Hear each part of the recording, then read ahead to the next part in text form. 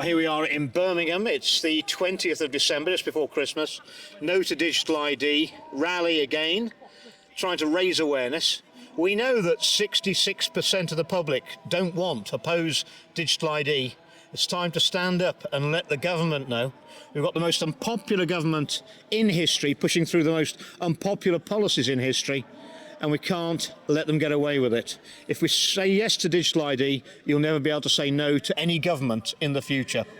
Now this man, I introduced him last time. I said he's got more balls than anybody in Westminster or the Houses of Parliament, and it's pointed out he's not in there anymore.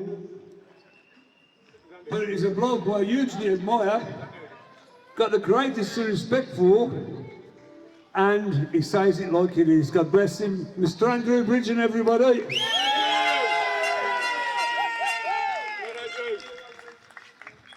Good afternoon, ladies and gentlemen. It's great to be in Birmingham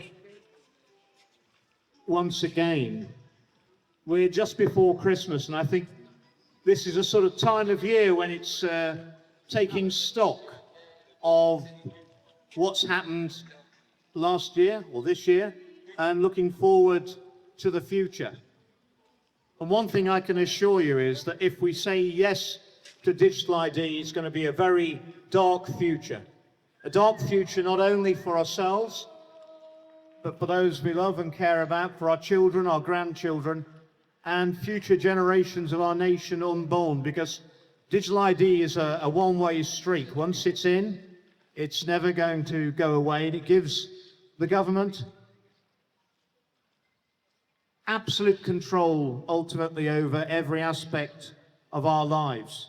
You'll be giving away your freedom, vicariously giving away the freedom of those you care about and your neighbours, but you will be giving away the freedom of your children and grandchildren.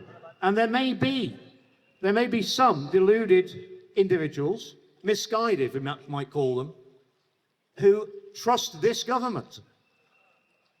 But by signing up for digital ID, you've got to trust every government in the future. Governments who have not been elected, governments you probably won't support. That's the level of trust you would have to sign up for digital ID.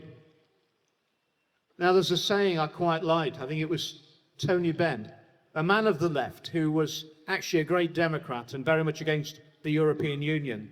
And he said that when the people are scared of the politicians, that's tyranny.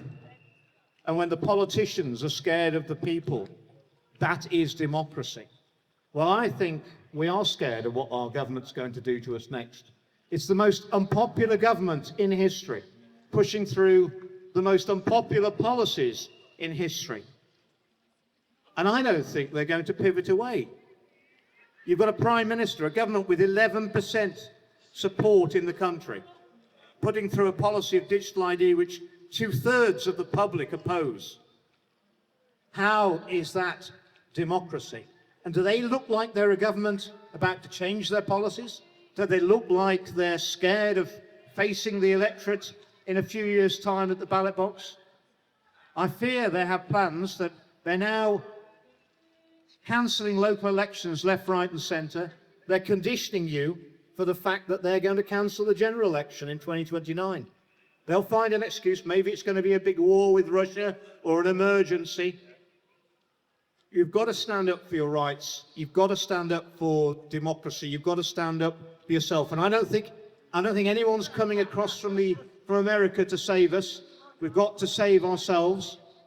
And digital ID is the cornerstone of Agenda 2030. Without digital ID, they cannot bring in any of the aspects of Agenda 2030. They can't bring in vaccine passports, which they'll want to make sure that we're all fully vaccinated. They won't be able to bring in our carbon allowance, to restrict our freedoms even further and tax us.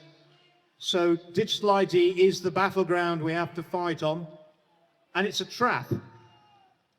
And it's always better to avoid a trap than to try and get out of it once you're in it. God bless you. Have a good Christmas, and say no to digital ID. Thank you for listening to me. Jeff Andrew Bridgen.